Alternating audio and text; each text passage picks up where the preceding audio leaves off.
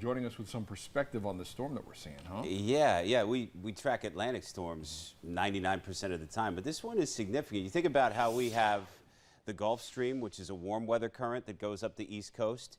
On the West Coast, cold currents move south, and that's why California is usually protected from storms like Hillary. We'll take it from today with this simulated satellite model, and you can see that the cloud tops do a little warming and there's some weakening, but the steering flow is going to, by Sunday, get this system very cozy with Baja California, Mexico, and also Cali, USA. So we're watching that close. Also watching your commute, US 421 through New Hanover County from Pleasure Island into the suburbs. Your odds for travel hazards forecast focus in this half of Carolina in the morning, and it looks good.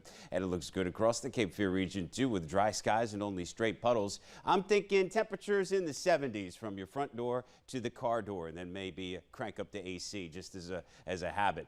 Here's your West Shore Home First Alert Skycam from Whiteville, one of many good visibility and dry locations this morning. We're watching temperatures in those aforementioned 70s. Kim, today we're watching temps, and across your 10-day forecast, that gets 2 weekends in one. Of course, you can always get a 10-day forecast on your WECT weather app.